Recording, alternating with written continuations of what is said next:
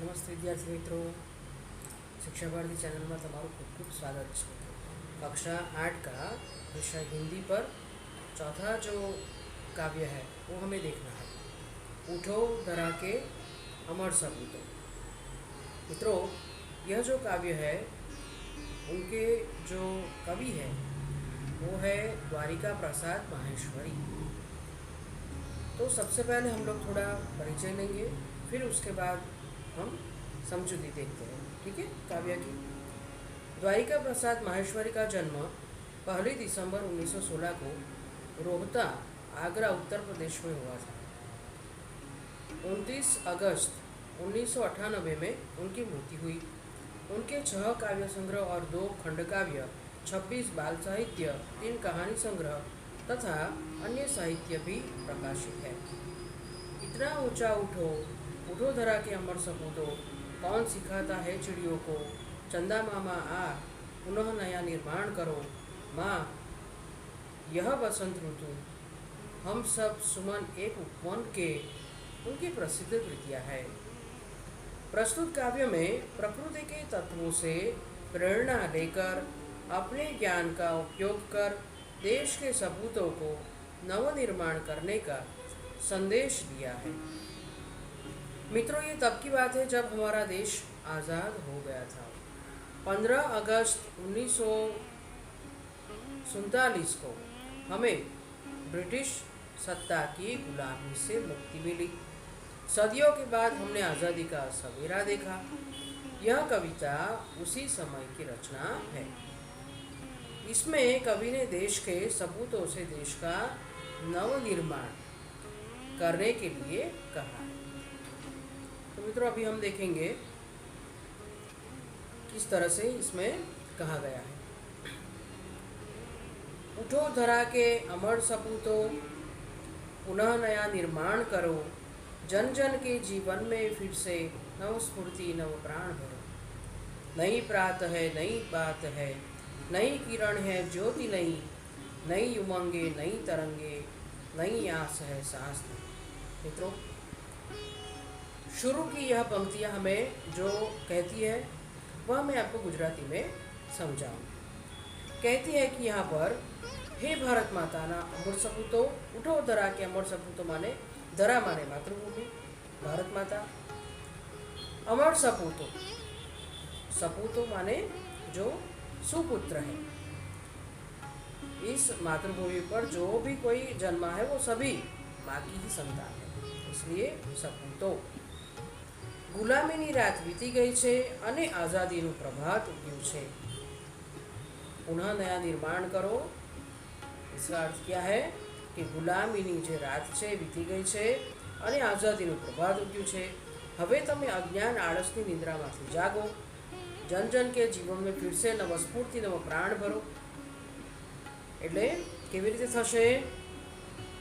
તો કે અજ્ઞાન અને આળસની નિંદ્રામાંથી જાગીને અને દેશના નવનિર્માણમાં એના કામમાં લાગી જઈને તમારે દેશવાસીઓના જીવનમાં ફરીથી નવીન ઉત્સાહ ભરવાનો છે, તેમનામાં નવા પ્રાણનો સંચાર કરવાનો છે। નવી પ્રાત હે, નવી બાત હે, નવું સવાર નવી છે અને નવી વાત હે, વાત પણ નવી છે। જો મિત્રો, નઈ કિરણ હે, જ્યોતિ નહીં, કિરણ પણ નવું છે અને જ્યોતિ નહીં એટલે વિચારો પણ નવા છે, કિરણો નવી ફેલાઈ રહી છે, જ્યોતિ નવી છે, નહીં ઉમંગે, ઉમંગ છે, ઉત્સાહ છે, એની એક નવી લહેર દોડાઈ રહી છે, નહીં આસ હે, સાંસ નહીં, અને આશા જે છે એ પણ કેવી છે? નવી છે કે હવે આપણો દેશનો ઉદ્ધાર થવા જઈ રહ્યો છે, આગળ જવા જઈ રહ્યો છે। કેમ? તો કે અત્યાર સુધી આપણો દેશ જે છે એ ગુલામીના ચુંગલમાં બંધાયેલો હતો, ગુલામ હતો, બદ્ધ હતો અને હવે તે અંગ્રેજોના ગુલામીમાંથી મુક્ત થઈ ગયો છે। અને હવે શું થશે?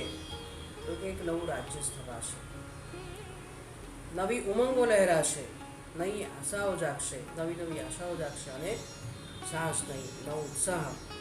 એટલે કે તમારે યુગો યુગોથી જે કરમાયેલા ફૂલો છે, અહીંયા એક ઉપમા આપેલી છે। ફૂલોને નવું સ્મિત આપવાનું છે. કેવી રીતે? યુગ યુગ કે મુરझे સુમનો મેં નઈ નઈ મુસ્કાન ભરો, ઉઠો ધરા કે અમર સપૂતો પુનઃ નયા નિર્માણ કરો. શું કહું છે? આજે દેશવાસીઓ ખુલ્લા વાતાવરણમાં શ્વાસ લઈ શકે છે. શ્વાસ નહીં એટલે શ્વાસ લઈ શકે છે. હે દેશના સપૂતો, તમારે યુગ યુગોથી કરમાયેલા ફૂલોને નવું સ્મિત આપવાનું છે, તેમને ફરીથી ખીલવવાના છે.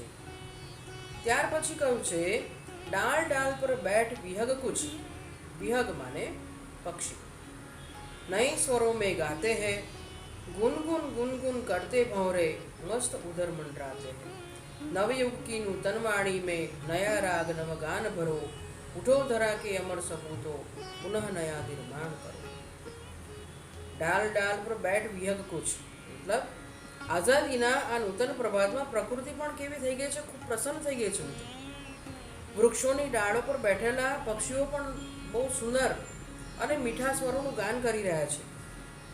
તેઓ પણ જાણે કે ખુશીઓનું ગીત ગાઈ રહ્યા છે. બગીચાઓમાં ભમરાઓ પણ ગુંજન કરી રહ્યા છે. મસ્તીથી ચોતરફ ઉડી રહ્યા છે. હે દેશના સપૂતો, હે જવાનો, સ્વતંત્રતા પછી દેશમાં નવો યુગ આવ્યો છે. આ નૂતન યુગોની વીણામાં તમારે નવા રાગ અને નવા ગીત ભરવાના છે. કેવી રીતે? નવયુગ કી નૂતન વીણા में नया राग नव गान भरो, उठो धरा के अमर सपूतो पुनः नया. फिर आगे कहा है, कली कली खिल रही इधर वह फूल फूल मुस्कुराया है. એટલે કે અહીં બગીચામાં કળીઓ ખીલી રહી છે અને ફૂલોનું પણ એક સ્મિત લહેરાઈ રહ્યું છે, ફેલાઈ રહ્યું છે. આખા દેશમાં સ્વતંત્રતાના સૂર્યનો પ્રકાશ ફેલાયેલો છે. એવું લાગે છે કે ભારત માતાનો દેહ આજે જાણે સોનેરી થઈ ગયો છે. काव्य की पंक्ति में कहा गया है कि धरती माँ की आज हो रही नई सुनहरी काया है. इसलिए नूतन मंगलमय ध्वनियों से गुंजित जग उद्यान करो, उठो धरा के अमर सपूतो पुनः नया निर्माण करो. हे देशना सपूतो, તમારે પોતાની મંગલમય વાણીથી આ સંસાર રૂપી ઉદ્યાનને શું કરવાનું છે? ગુંજિત કરવાનું છે અને તેમાં નવો પ્રાણ સંચાર કરવાનો છે, નવા વિચારો ભરી દેવાના છે, ઉત્સાહ ભરી દેવાનો છે. सरस्वती का पावन मंदिर शुभ संपत्ति तुम्हारी है, तुम में से हम बालक इसका रक्षक और पुजारी है. शत शत दीपक जला ज्ञान के नवयुग का आह्वान करो, उठो धरा के अमर सपूतो पुनः नया निर्माण करो. कवि કહ્યું છે મિત્રો કે કવિ દેશના બાળકોને કહે છે કે આપણો દેશ એ શું છે? તો આપણો સંપૂર્ણ આખો દેશ, આખો ભારત દેશ એ સરસ્વતીનું પવિત્ર મંદિર છે. અહીંની સર્વ કલ્યાણકારી વિદ્યાઓ તમારી સંપત્તિ છે. તમારાથી દરેક બાળક આ વિદ્યા મંદિરનો રક્ષક અને પૂજારી પણ છે. તમારે અહીં જ્ઞાનના સેંકડો દીવા પ્રગટાવવાના છે. સેંકડો, હજારો હજારો, લાખો લાખો દીવાઓને પ્રગટાવવાનો છે, પ્રજ્વલિત કરવાના છે. એટલે કે નવી આશાઓ, નવો ઉત્સાહનો સંચાર કરવાનો છે અને નવો યુગ લાવવાનો છે. તમારે સર્વ પ્રકારનું જ્ઞાન પ્રાપ્ત કરીને આ આપણી ભારત માતાનું, આપણા ભારત દેશનું જે ભવિષ્ય છે તેને ઉજ્જવળ કરવાનું છે. મિત્રો, તો અહીંયા આ કાવ્ય જે છે તે પૂર્ણ થાય છે અને તેમ છતાંય તમને જો કાવ્યમાં કોઈ શબ્દમાં ન સમજાયું હોય તો તમે કમેન્ટમાં લખી શકો છો. મિત્રો, જો હજી સુધી પણ તમે આ ચેનલને સબસ્ક્રાઈબ ન કરી હોય તો સબસ્ક્રાઈબ કરી દેજો, બેલ આઇકોનને દબાવી દેજો, લાઈક કરો અને खूब शेयर करो मित्रों साथे.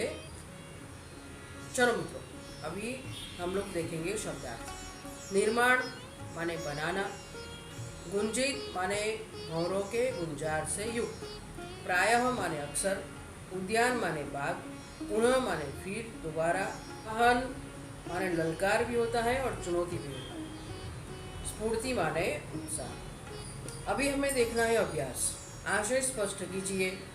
युग युग के मुरझे सुमनों में नई नई मुस्कान भरो, उठो धरा के अमर सपूतों, पुनः नया निर्माण करो। मित्रों, जब भी हमें काव्य की समझूती लिखनी होती है, फिर वो गुजराती हो या हिंदी हो,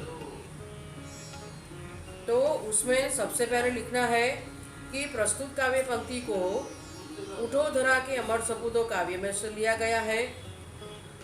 इनके कवि श्री द्वारिका प्रसाद माहेश्वरी है और इस काव्य में जो भारत माता के सपूत है उनको उत्साह और उमंग से, आशा से, आज़ादी की नई किरण से आगे बढ़ने की बात कही गई है। तो मित्रों, ये हमें शुरुआत में लिखना होगा। उसके बाद है इसकी आशय जो है, इसका आशय जो है हमें स्पष्ट करना है। हे मातृभूमि के पुत्रों, तुमने इस देश को स्वतंत्र करने के लिए बड़ा संघर्ष किया है और अंत में तुम विजयी हुए हो। सचमुच तुम भारत माता के सपूत हो, लेकिन अभी तुम्हें बहुत कुछ करना है। युग युग से पराधीनता में रहते रहते यहाँ के देशवासियों के हृदय में निराशा भर गई है। तुम्हें इस निराशा को दूर कर इन्हें आशा बंधानी है। पराधीनता के दरमियान यहाँ जो बर्बादी हुई है उसे दूर कर हर क्षेत्र में नया निर्माण करना है। तो यह हुआ मित्रों आशय स्पष्ट कीजिए काव्य का। ठीक है, अभी हमें देखना है कवि ने देश के सपूतों को क्या संदेश दिया है। यह दूसरा प्रश्न है अभ्यास का। तो चलिए हम लोग देखते हैं मित्रों, कहाँ है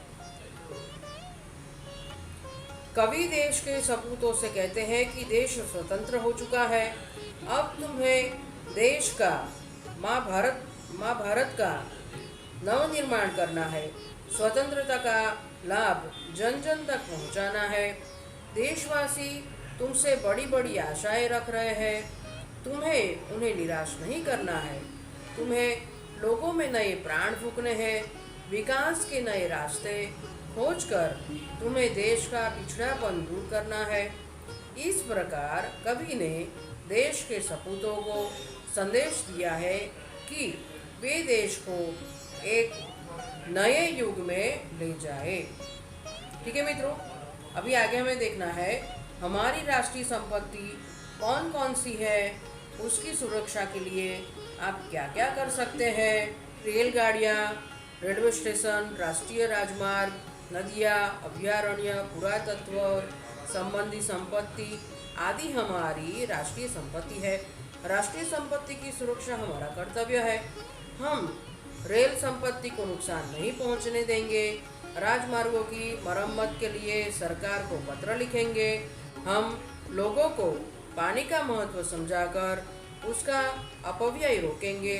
सरकार द्वारा संरक्षित इमारतों को नुकसान पहुंचते देखकर हम पुरातत्व विभाग को सूचित करेंगे।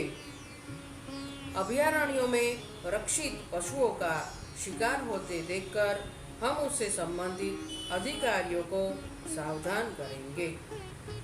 इसके अलावा भी और बहुत से ऐसे जो कारण हैं वो आप लिख सकते हो अपने हिसाब से। ठीक है, लेकिन यहाँ पर इतना हम जरूर लिख सकते हैं। उसके बाद है स्वाध्याय मित्र। पहला प्रश्न है कवि माहेश्वरी जी धरा के अमर सपूतों से क्या चाहते हैं। तो चलिए मित्रों, इसमें कह रहे हैं कि सदियों की गुलामी के बाद हमारे देश को स्वतंत्रता मिली है। कवि चाहते हैं कि देश के युवक स्वतंत्रता के बाद देश का नवनिर्माण करें, वे लोगों के जीवन में नया उत्साह भरे, उनमें नए प्राणों का संचार करे। नए प्राणों का संचार माने नई आशाएं भर दे। युग युग के मुरझाए हुए फूलों को नई मुस्कान दे, अपनी मंगलमय वाणी से संसार रूपी उद्यान को पुंजित करे, वे तरह तरह का ज्ञान प्राप्त कर देश का भविष्य उज्जवल बनाए। इस प्रकार कवि माहेश्वरी जी दरा के सपूतों से अनेक अपेक्षाएं रखते हैं। ठीक है मित्रों, अभी दूसरा प्रश्न देखते हैं हमें। अभी दूसरा प्रश्न मित्रों, कवि नई मुस्कान कहाँ देखना चाहते हैं? आप लिखिएगा, ठीक है। चलिए, दिलों के फूल स्वतंत्रता के प्रकाश में खिलते हैं। हमारा देश सदियों तक गुलामी के अंधेरे में रहा है। विदेशी शासक यहाँ के लोगों पर अत्याचार करते रहे, अन्याय और तरह तरह का शोषण सहते सहते लोग अपना स्वाभिमान खो बैठे। उनके दिलों में उदासी छा गई। कवि की इच्छा है कि ऐसे मुर्दा दिलों में फिर से नए जीवन का संचार हो। इस प्रकार कवि युग युग से लोगों के मुरझाए हुए हृदय सुमनों पर नई मुस्कान देखना चाहते हैं। चलिए मित्रों, अभी आप देखेंगे तीसरा प्रश्न। मित्रों, कोई कोई लोग मुझे कमेंट में लिखते हैं कि मैडम आप थोड़ा धीरे स्लोली बोलिए। तो मित्रों, अगर धीरे धीरे बोलने के लिए जाएंगे तो ये वीडियो बहुत बड़ा लंबा हो जाएगा और आपको कंटाल भी आएगा। ठीक है, तो इसलिए आपको बीच बीच में पॉज करके पहले अपना पूरा आंसर जो है वो लिख लीजिए और बाद में सुनिए। ठीक है ना, यह आसान रहेगा और जल्दी से मुखबाट भी हो जाएगा। अभी हम लोग देखेंगे प्रश्न तीसरा। देश के नवनिर्माण के लिए आप क्या क्या करना चाहेंगे? चलिए मित्रों, तो हमें इसका जवाब देखना है। देश के नवनिर्माण का कार्य करना मैं अपना कर्तव्य समझता हूँ। इसके लिए मैं अपने मोहल्ले में एक मित्र मंडल की स्थापना करूँगा। इस मंडल के माध्यम से साक्षरता का प्रसार किया जाएगा। निर्धन परिवारों के विद्यार्थियों को पाठ्य पुस्तकें दी जाएगी। हम अपने मोहल्ले में एक वाचनालय खोलेंगे। यहाँ बैठकर लोग अखबार पढ़ सकते हैं, किताबें पढ़ सकते हैं नई नई, और भी बहुत कुछ ज्ञान प्राप्त कर सकते हैं। मंडल की तरफ से वृक्षारोपण किया जाएगा और समय समय पर आरोग्य शिविर लगाए जाएंगे। ठीक है मित्रों, चलिए अभी हमें देखना है चौथा प्रश्न। इस काव्य में कौन सी बातें हैं जिन्हें तुम अपने जीवन में उतारना चाहोगे? तो चलिए मित्रों, यहाँ पर आएगा कि मैं अपने देश से प्रेम करूँगा या करता हूँ। मैं केवल अपने लिए नहीं बल्कि देश के लिए जीऊँगा या जीता हूँ। मैं सारे देशवासियों को अपना मानूंगी या मानता हूँ। मैं खूब मन लगाकर पढ़ूंगा या पढ़ता हूँ। पढ़ लिख कर अपने ज्ञान का उपयोग देश की सेवा में करूँगा। मैं चाहूँगा कि मेरी योग्यता का लाभ देश को मिले। मैं ऐसे काम करूँगा जिनसे देश का गौरव बढ़े। मैं देश की रक्षा करने में कभी पीछे नहीं हटूँगा। चलिए मित्रों, यहाँ हुआ आपका स्वाध्याय के प्रश्न और उत्तर कंप्लीट। अभी आगे हमें देखना है, दिए गए काव्य को पढ़कर प्रश्नों के उत्तर दीजिए। बहुत सुंदर यहाँ पर एक काव्य दिया गया है मित्रों, और उसी काव्य को पढ़कर अच्छे से समझ करके फिर नीचे दिए गए जो प्रश्न है उसे हमें सॉल्व करना है। उसी काव्य पंक्ति में से हमें ढूंढना है। ठीक है मित्रों, चलिए तो पहले हम काव्य पठन करेंगे, उसके बाद उसी में से हम प्रश्न के उत्तर भी ढूंढेंगे। चलिए, खड़ा हिमालय बता रहा है, डरो न आंधी पानी से, डटे रहो तुम अपने पथ पर, कठिनाई तूफानों से। डिगो न अपने पथ से तुम, तो सब कुछ पा सकते हो प्यारे, तुम भी ऊंचे उड़ सकते हो, छू सकते हो नभ के तारे। अटल रहा जो अपने पथ पर, लाख मुसीबत आने में, मिली सफलता उसको जग में, जीने में मर जाने में। जितनी भी बाधाएं आई उन सब से ही लड़ा हिमालय, इसीलिए तो दुनिया भर में हुआ सभी से बड़ा हिमालय। बहुत ही सरल और सहज काव्य है मित्रों। इसे हम पढ़ते जैसे जैसे पढ़ते जाएंगे वैसे हमें समझ में भी आ ही जाता है। तो सबसे पहले हम पहला प्रश्न यहाँ पर देखेंगे, हिमालय हमें क्या संदेश देता है मित्रों। चलो, तो हिमालय हमें यह संदेश देता है कि हम अपने निश्चित मार्ग पर डटे रहे। यदि हम अपने प्रण और पथ पर टिके रहेंगे तो हमारी सभी इच्छाएं पूरी हो जाएगी, यहाँ तक कि हम असंभव को भी संभव कर सकेंगे। मुसीबत आने पर हमें क्या करना चाहिए। चलिए मित्रों, मुसीबत आने पर हमें उससे भयभीत नहीं होना चाहिए, उससे घबराकर अपना प्राण और पथ नहीं छोड़ना चाहिए। चलिए मित्रों, अभी हम तीसरा प्रश्न देखते हैं, कवि ने हिमालय को सबसे बड़ा क्यों कहा है। तो उत्तर में आएगा, हिमालय ने सभी बाधाओं को डटकर मुकाबला किया, वह हर कठिनाई से लड़ा, वह कभी अपने पथ से डिगा नहीं, इसलिए कवि ने हिमालय को सबसे बड़ा कहा है। प्रश्न 4 है, इस काव्य का भावार्थ लिखिए। जीवन में, जवाब में आएगा मित्रों, जीवन में अनेक बाधाएं और कठिनाइयाँ आती है, हमें निडरता से उनका सामना करना चाहिए। जो मुसीबतों से बिना घबराए अपने प्राण और पथ पर अटल रहते हैं, वे असंभव को भी संभव कर दिखाते हैं।